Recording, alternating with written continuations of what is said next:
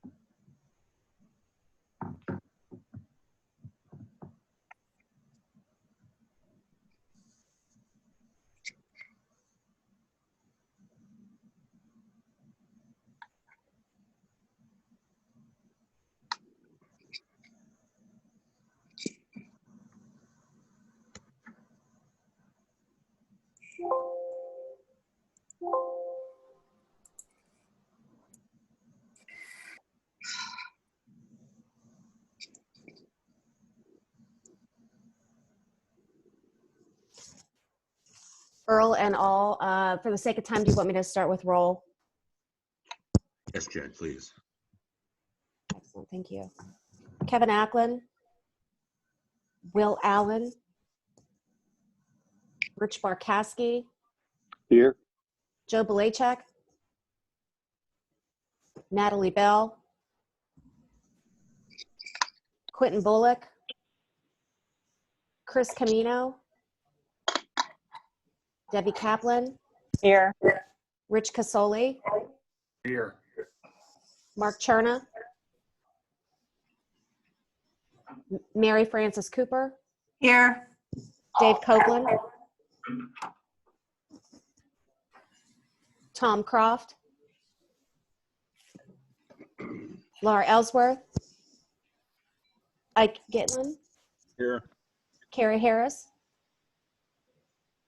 Marcy Katona, Here. Carrie's here, sorry. thank you, Darren Kelly, Majestic Lane, Deb, Here. Jen, Darren is on. thank you, Majestic Lane, Here. Dave Malone is on, we just can't hear him. We can see him now. Oh, excellent. Mr. Massaro will be joining us in a little bit. Kat McLaughlin, Tom Melcher, Brandon Mendoza, Here. Jeff Nobers, Scott Pipitone, Here. Josh Pollard, Mark Rendulic, Here. Duke Rupert, Here. Frank Stasco, Here. John Thomas, Here. Linda Topoleski, Here. Dr. Washington, Here. Sam Williamson.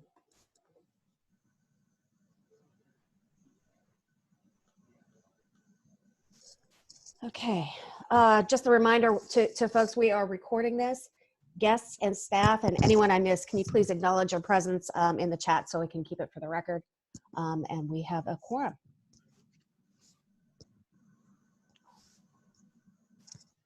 Thank you, Jen. We'll turn it over to our board chair, Dave Malone.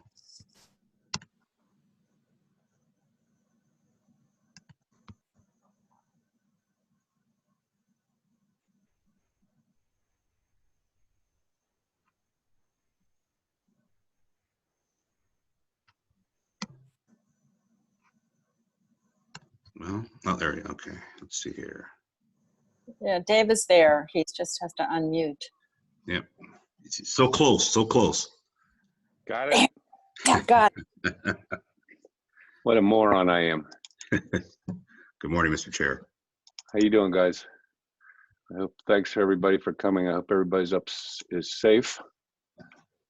This is crazy time.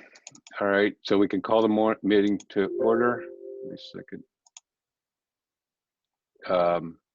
Everybody get a chance to look at the minutes?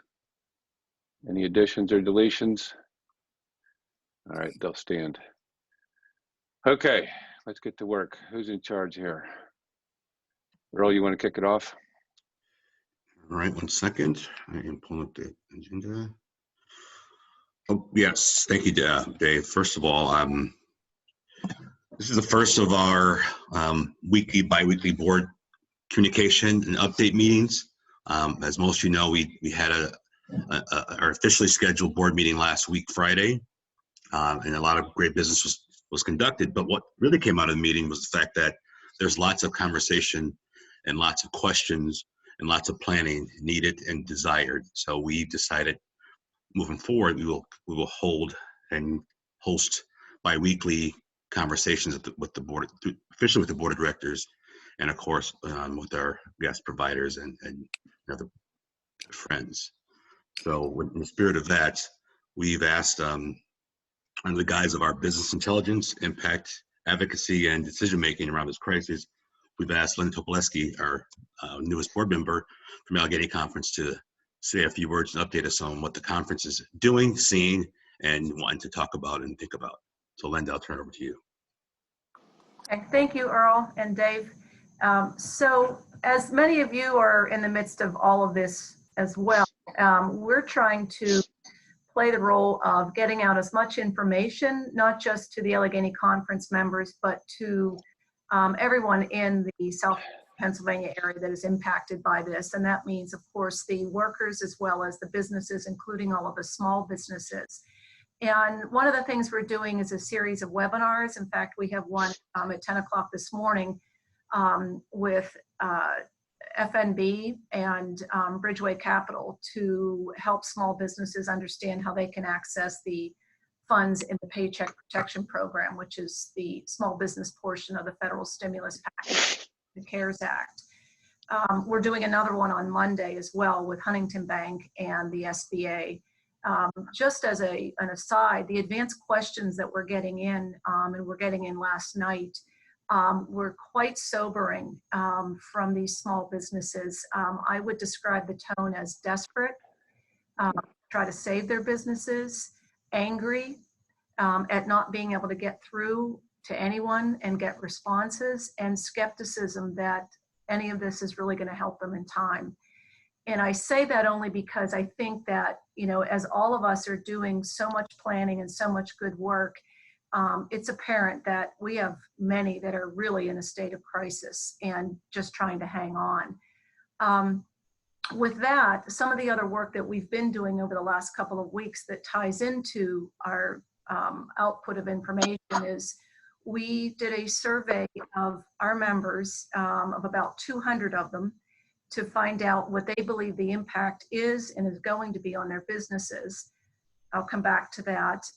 We also did, in partnership with a research firm, a consumer confidence survey of 600 consumers representative of the demographics in southwestern Pennsylvania.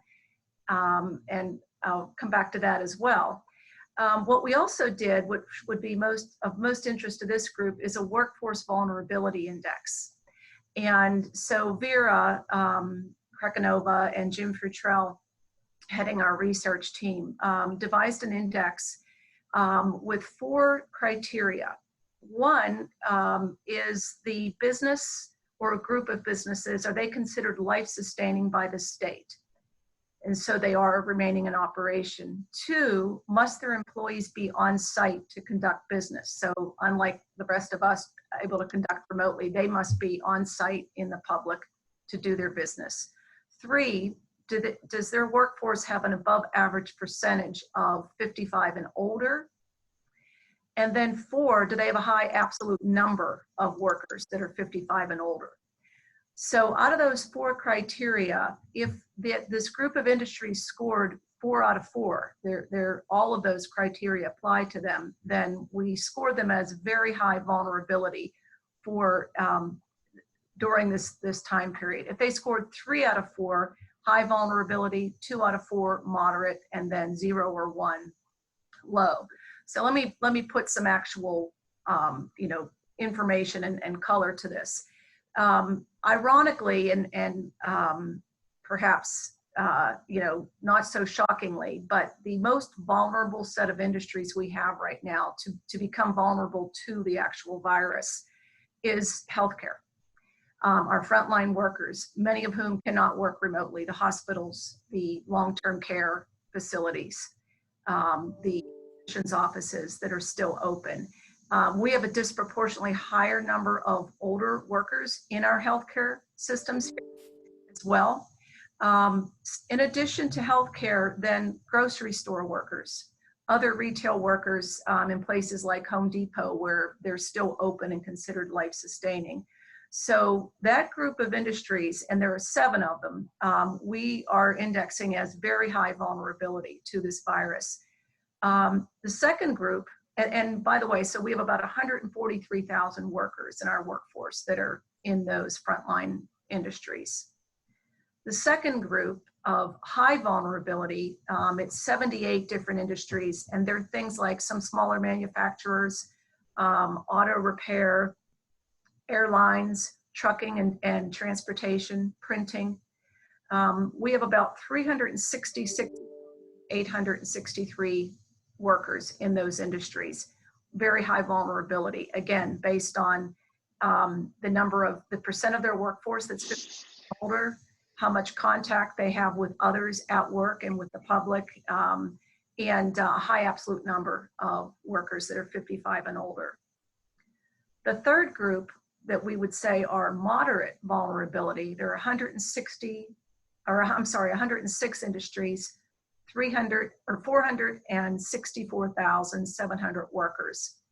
These are things like colleges, legal, insurance, financial institutions, telecommunications, probably would include many of us.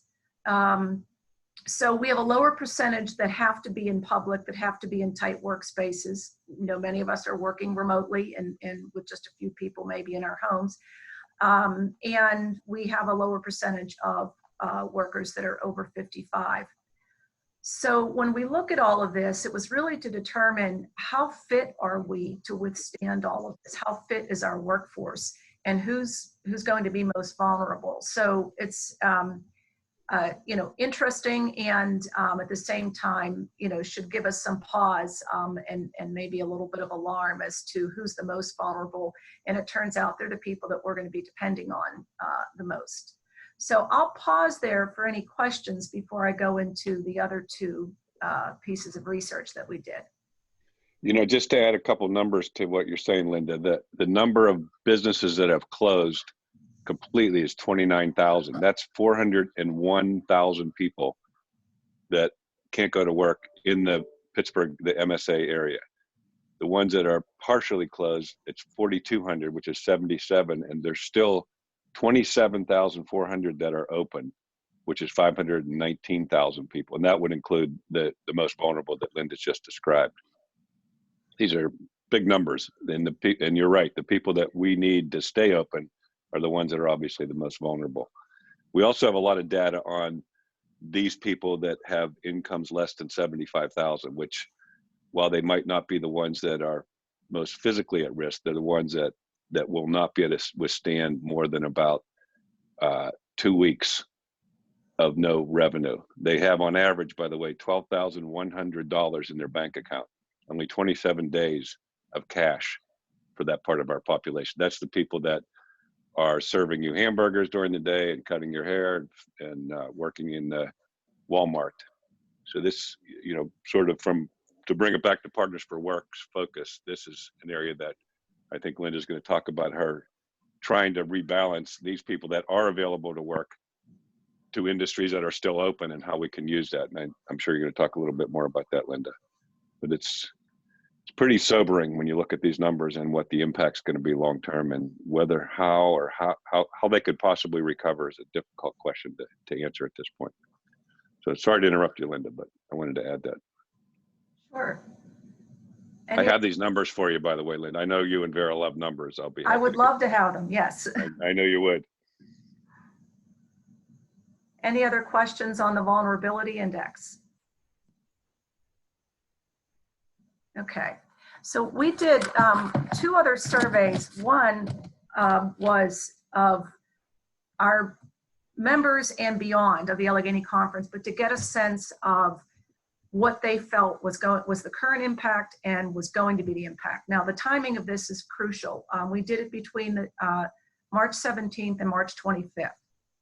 So this was just around, and if I recall correctly, just before kind of that tipping point. It seemed like the tipping point before the shutdown, and when the NBA said it was going to shut down, and like everything moved forward at that point. But people still knew we were, on the verge of a crisis, and then they were in the middle of starting that crisis. So out of 250 businesses, 2/3 of them were small. 60% of them said they were already experiencing significant disruption. Only 15% said they felt they would be able to conduct business as usual going forward. 75% of them said they felt that things would get worse over the next month rather than better. And so none of this is a surprise, but it's just the volume and how quickly people responded. But the most critical needs businesses said that they had were, number one, access to critical information. We're all in a flood zone right now of information coming at us, and they're looking for people to help them make sense. A lot of it's the same thing, but it doesn't look the same. We're all getting all these invitations and newsletters and Twitter and everything. They want someone to help them make sense of it, what's relevant for them and their business to thrive. Second thing, access to capital and resources. And so we know that's an ongoing thing. There is money available, but just like the state PETA fund, the CWA fund this past week, they announced it Friday and today. By Tuesday, it was oversubscribed, out of money. And so that's creating a feeling of, none of this is going to work for me. I don't know how I get access to it. The Small Business Administration, the application will go live this morning for the Paycheck Protection Act. It goes live at 9. These people are manning phones all day long. They expect chaos is going to happen today with this Paycheck Protection Act access. The third thing was coordination for employees on things such as childcare. Not everyone has the ability to, work certain hours of the day, even if remotely, with children. Not everyone has the ability to work remotely. And we're particularly hearing about this in the small manufacturers where people just can't come to work. Their children are too small and they have no ability for childcare, or they don't want to bring germs back into their home. And so that's becoming where it is always an issue. It's becoming a real gating factor for businesses being able to operate. So I'll pause on that for questions.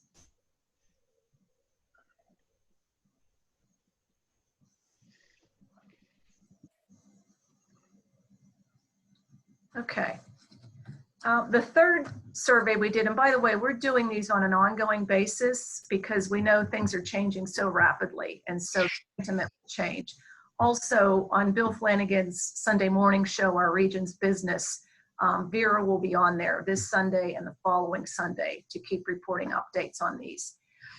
But the third piece that we did was on consumer confidence. And this was conducted between March 24th and March 26th. 600 consumers in southwestern Pennsylvania, representative of our demographics here. And we're doing this bi-weekly. So key findings, no surprise, everyone's concerned about the economy. Interestingly though, folks feel a little more confident that Pittsburgh will not be hit as hard in the national economy. And we don't know completely what's behind that, but suspect that it's the 2008 recession didn't hit us as hard. We weren't as tied up in high, inflated real estate values as the rest of the country. And so we weren't hit as hard. But they also believe the national economy will rebound faster than our local economy. And as a result of that lack of confidence, less than half are positive about their current situation. And when asked things like, would you be buying a car in the next 6 months or consider buying a house? The answer is no.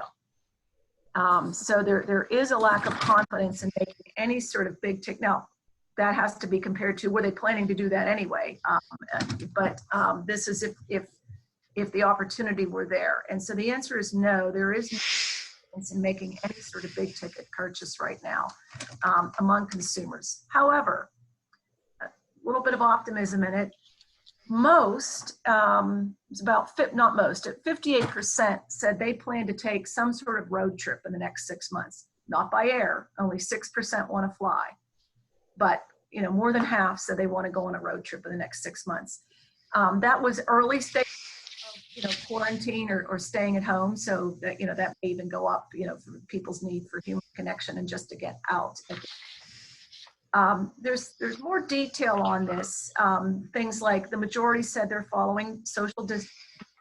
A great majority, more than 75%, said that they are actively taking care of the vulnerable in their communities, whether that's an elderly family member or they're volunteering at the food bank or doing other sorts of volunteer activities. So there is a sense of human concern on the part of people who are the more vulnerable. So that's encouraging in light of all of this. Pause again, questions, comments? Hey, Linda, it's Steve Massaro. I got on the call a little bit late. I heard the tail end of the vulnerability report. Do you have a classification or where you're analyzing construction at the moment and how risky, how vulnerable the men and women that go to work on construction sites and healthcare environments? What I can do, Steve, is I'll send you the spreadsheets of which industries are included in each classification. I do not, let me see if I can pull that one up right now.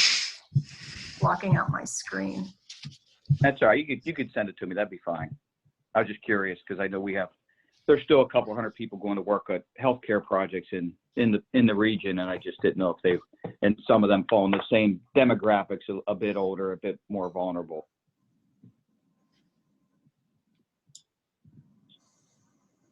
What I'm seeing, okay, I will send it to you. I think that'd be best. Okay. Some of these we've got Thank you. over 100 included, so, okay.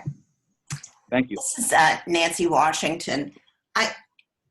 In the category of most vulnerable, I think if history is our guide, minority communities, minority businesses, minority workers are going to be the hardest hit in this crisis and are going to have the most difficulty during the recovery period. Is the conference doing anything to specifically address the needs of the minority community, women-owned businesses, minority-owned businesses, perhaps the African American Chamber, perhaps the Department of Minority Women and Disadvantaged Business Enterprise? I don't believe in Pittsburgh we have a minority business center. The only one in Pennsylvania seems to be in Philadelphia. So Nancy, we are doing a couple of different things. For one, the webinars that we're doing for small businesses, we have extended invitations via the African American Chamber of Commerce and several other community groups in order to make sure that we're getting the word out. We've invited over 7,000 businesses in southwestern Pennsylvania to participate on these, and we're publishing them on our website for those who aren't able to participate. And we're doing one at 10 o'clock this morning, another one at 1 o'clock on Monday. This is for how to get access to capital and resources. In addition, Bridgeway Capital is one of our presenters this morning. They currently are not qualified to be one of the distributors of the Paycheck Protection Act funds, but they are doing a number of things with expertise. So they're helping minority-owned businesses develop sort of a digital storefront if they don't have one. How do they do online? How are they set up for online order taking? Advertising assistance to get the word out that they are doing that now. So Bridgeway is taking a role on that, and they'll talk about that on this morning's webinar as well. In addition, we're doing a little bit of work with some of the school systems, including the Pittsburgh Public Schools, to try to get equipment out to the students and training to the teachers, since we are in a new age of learning now and the foreseeable future. And so we're working to try to collect equipment, as in Chromebooks, as well as training for teachers so that there's as little interruption as possible during the remainder of this school year and into the summer. So Linda, you know, obviously, so this is health crisis, what's so first and foremost. But so the folks in Ohio, the governor in Ohio has set up an economic advisory, almost like a panel, essentially to work with him on how on the other side of this spread, and when we hit to numbers where we can begin to open things up again, how to do that in the fastest and most effective way like possible. Is there any, I know you guys are working with the governor's office. Is there any like movement for developing a plan of action for what to do, when the spread is contained, and how fast we can mobilize, get folks, into their jobs again, and also anything that we can do to encourage employers, especially those small firms, to not sever their ties with their workforce, as opposed to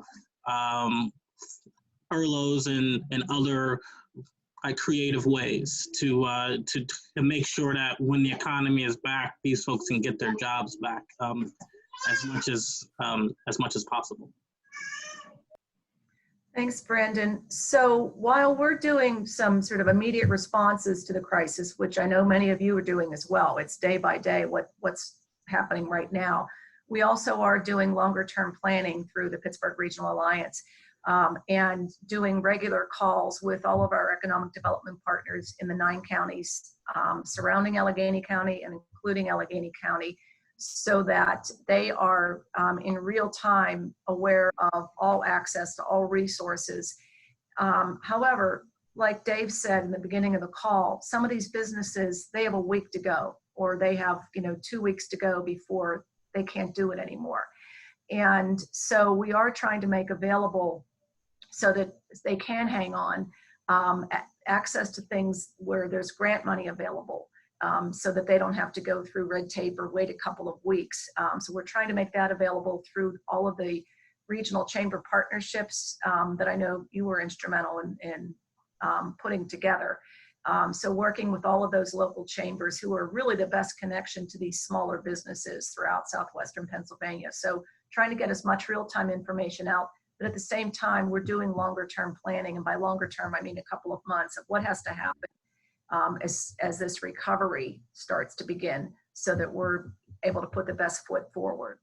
Thank you, Linda. I actually want to, if there's any further questions for Linda, please put them in the chat or email us at Partner4Work. We'll work with Linda to get a response back to everyone. Linda had a tight timeline because she had another event to get to. So I wanted to just kind of cut things off before we continue, because I know there are lots of great questions and comments. So Linda, thank you, and thank your colleagues at the conference for this great information. And we are excited to continue to work with the conference on a variety of items, but especially as planning around a true supply and demand strategy for this region is being developed. So again, thank you, Linda, and thank the conference. And if there's any questions, please submit them in the chat or to me and Jennifer, and we'll work with Linda and others to get those answers and responses back to you all. With that said, I also want to turn it over to Brandon Mendoza, who had some updates for us on the event that NAOP is pulling together. Thanks, Earl. So we're doing an economic and workforce update. So if our members in our monthly chapter meeting, which is essentially a speaker series. So Earl is a speaker. So we also have a representative from Rycon Construction. We have a representative from the Pittsburgh office of the Cleveland Fed, and also a lawyer in the region, and somebody that can speak to capital markets and commercial real estate issues. A lot of what we're trying to do in that meeting is to provide some of our members with some of the insight that Linda was just speaking about. Our members, like every industry, have a lot of concerns. Probably most importantly, a lot of their ongoing projects that are in construction right now that are at most at risk of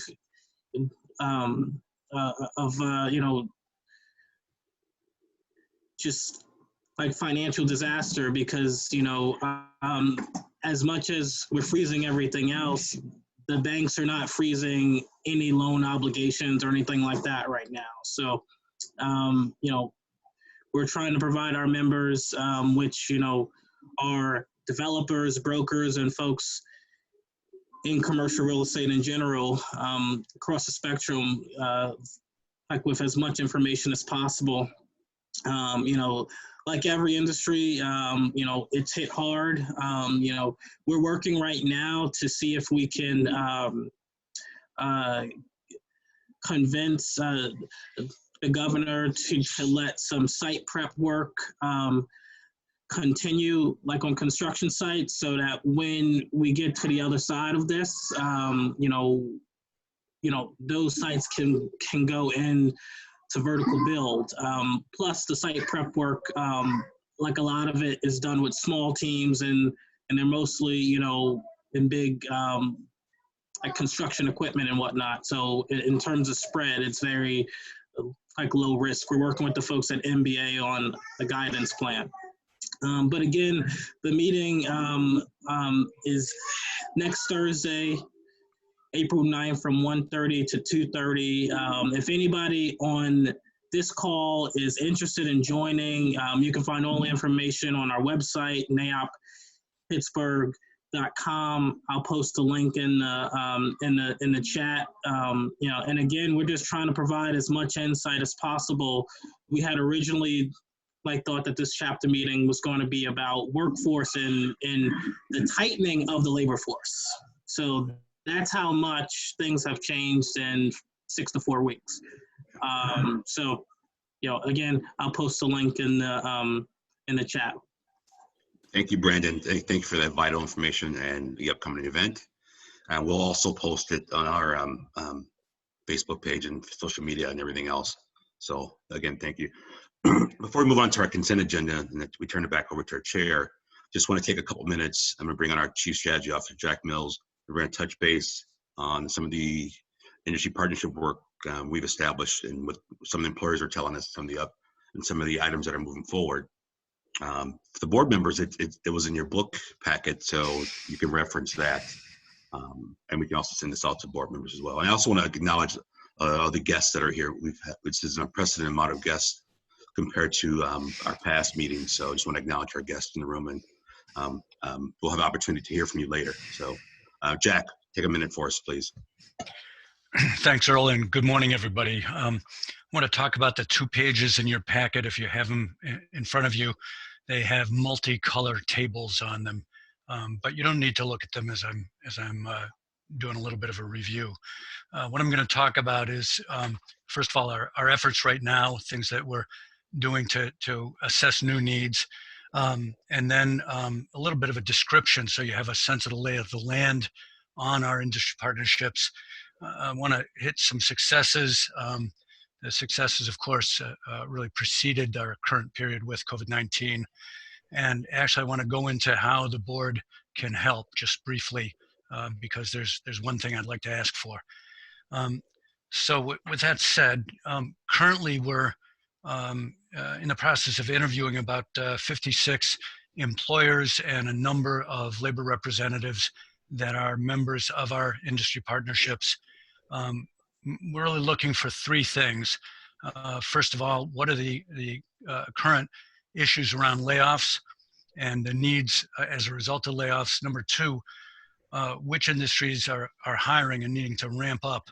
And number 3, are there associated training needs that are different from ones that the industry partnerships had identified before this current period so that we can meet the transition needs for employees as they move either out of or into different employers. With that said, let me just go to a little bit of a description. There are 8 industry partnerships that we have: transportation and logistics, construction, financial services, education. That one's focused on early childhood, and as Linda pointed out, it's so important for so many of the workers right now that they have to also care for young kids. In addition, manufacturing, healthcare, and hospitality, retail, and the public sector.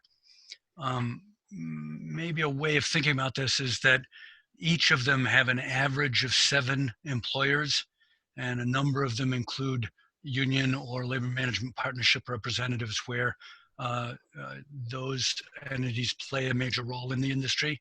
So everybody knows the Builders Guild's role in our construction industry partnership, just as an example. Now, I want to talk about the 56 employers for one moment. We're growing pretty quickly, so 11 of those employers are new since January. And the context for our current interviewing is that we have a pretty strong relationship.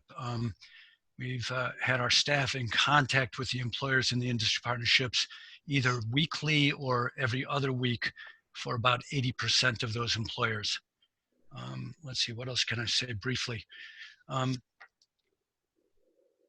So we've got business champions for each of the industry partnerships. And what I want to point out about them, they take a leadership role. And so as we hear the new needs, we'll work with the business champions in the industry partnerships to move toward those new needs. Currently, each of the industry partnerships have an average of 3 priorities. And so I'll report a little bit about the successes on those priorities. Before I do that, though, I did want to bring up one thing. We're in pretty good shape financially.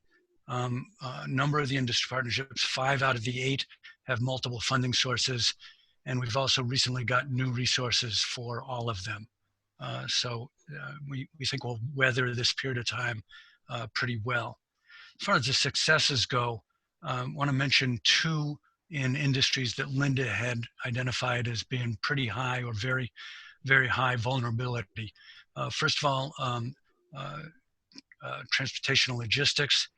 And in that case, we started to work a while ago with BMAC Logistics, introducing them to CCAC and also Penn State Beaver. They're now both working with BMAC Logistics to develop a sales and supply chain management training program, and that's based on BMAC's specification.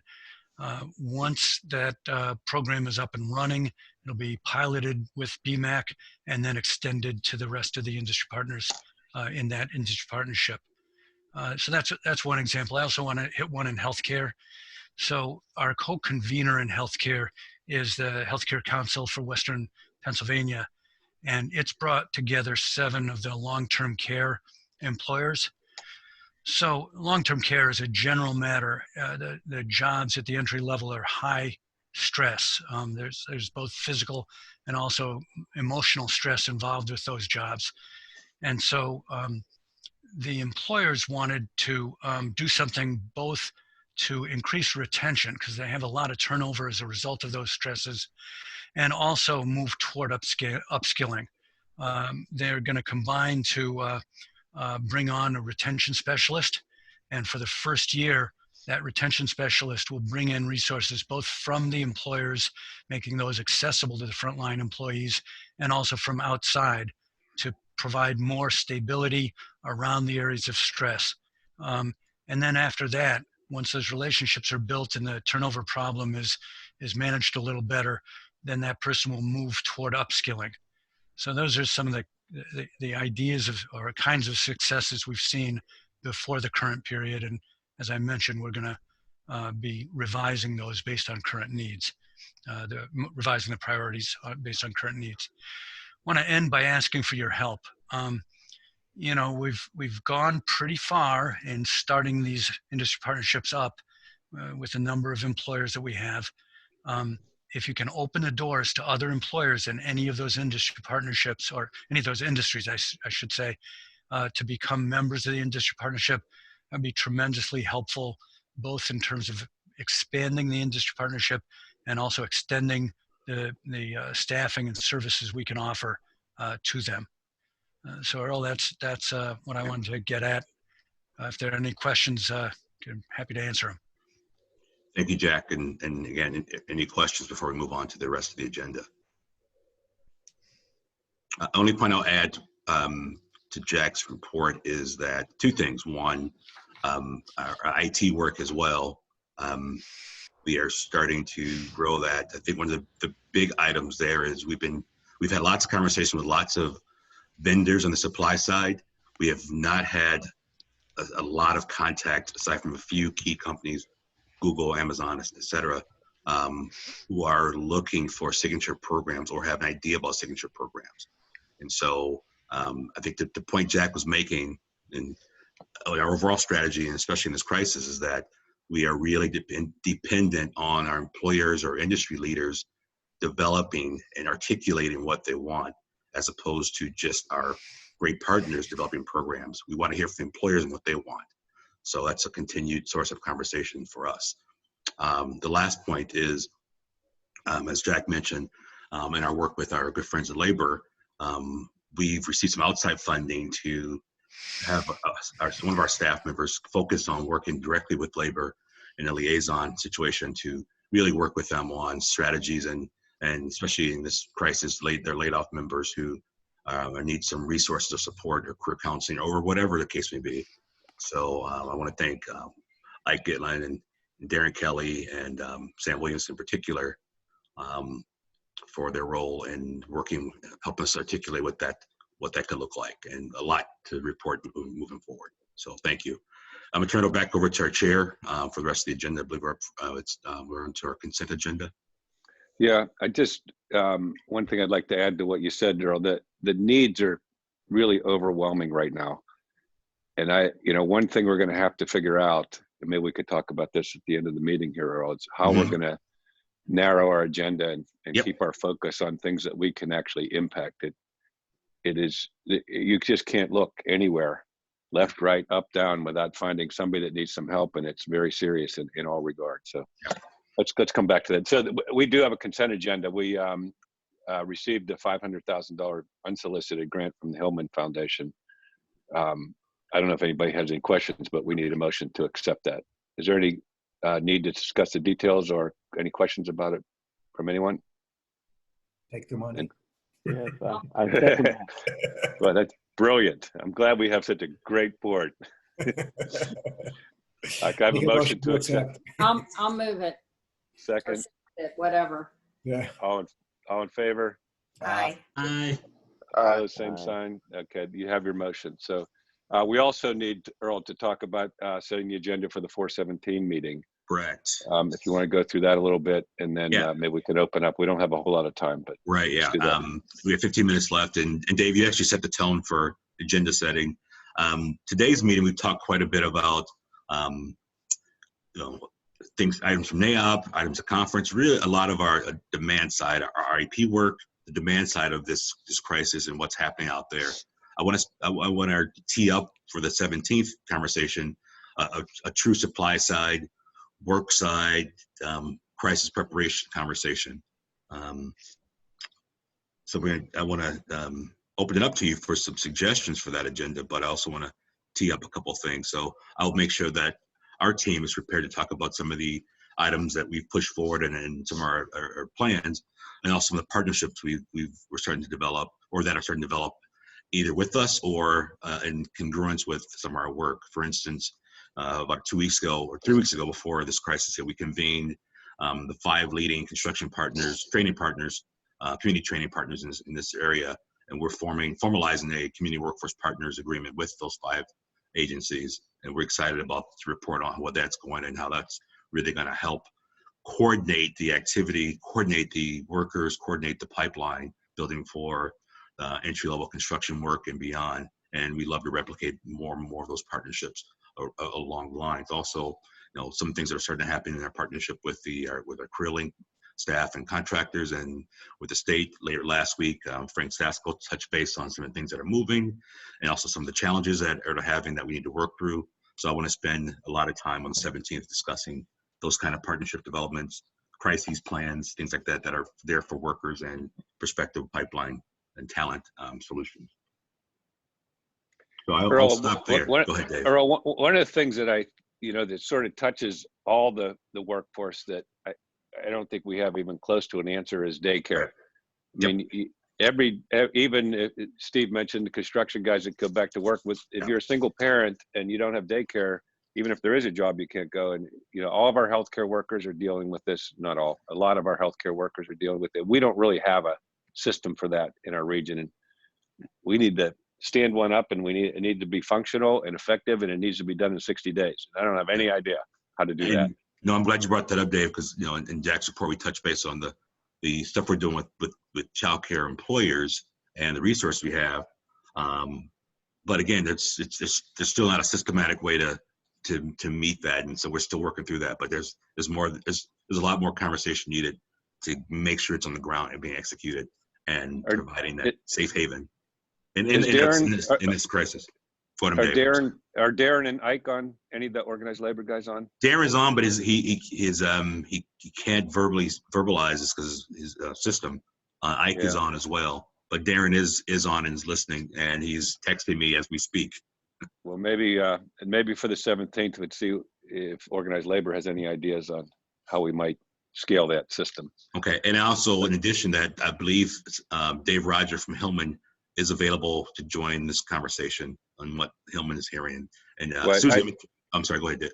I know I've been talking to David a lot about this, the most vulnerable part of our population, which is impacted by daycare and which is not likely to get benefit from this payroll protection plan that is going to be very valuable to most of our workforce. It will pay.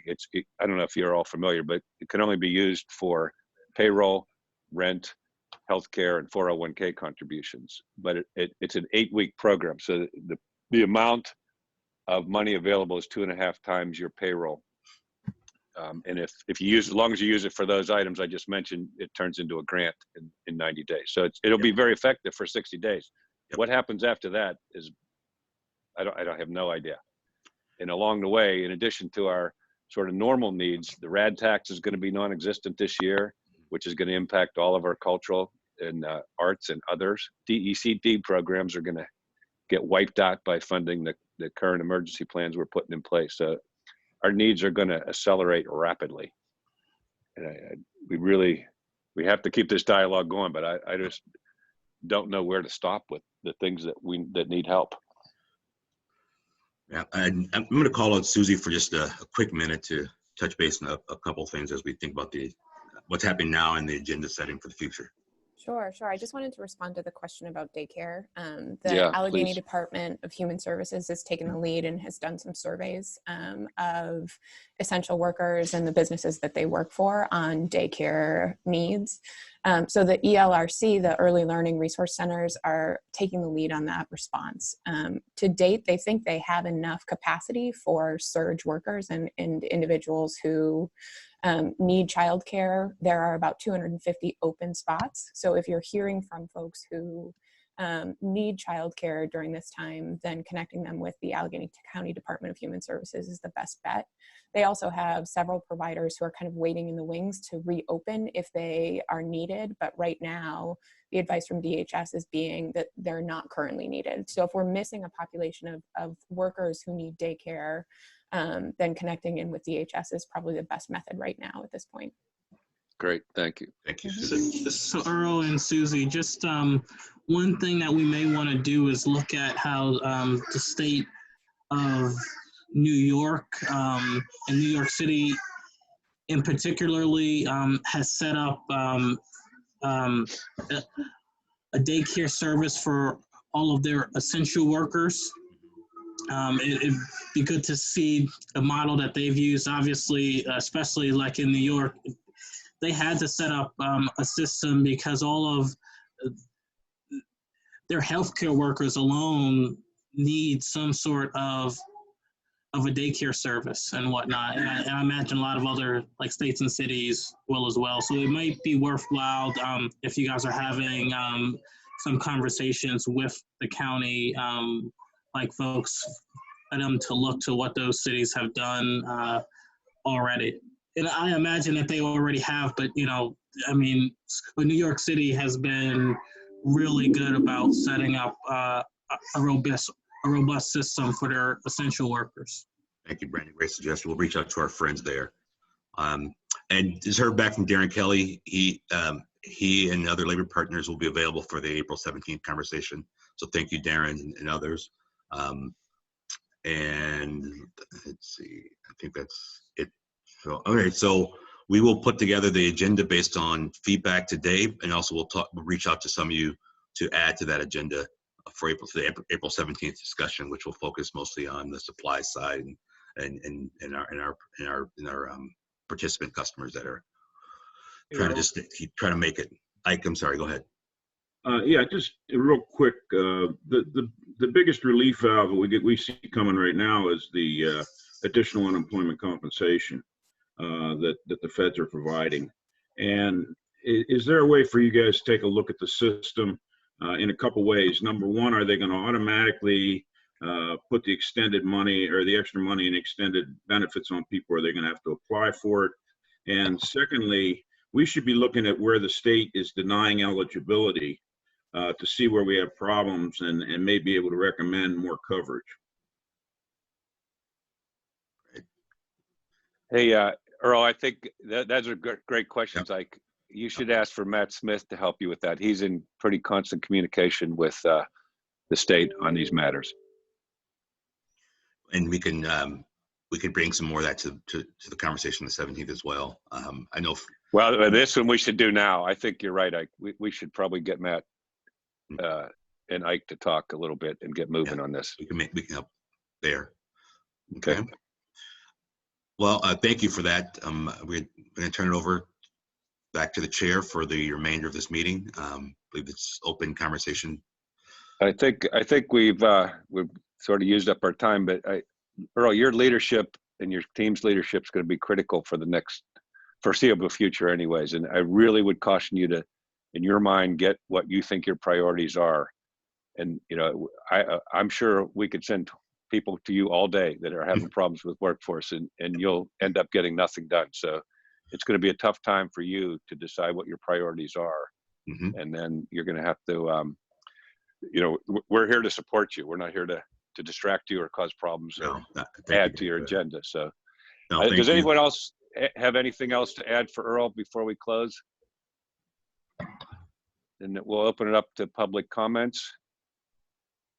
Hearing none, then I guess we'll call the meeting to order. And I wish all of you the best. I hope you and your family stay safe, and best of luck to all of us. Who knows where we're going from here? So thank you. Thank you, Dave. Thank you, everyone.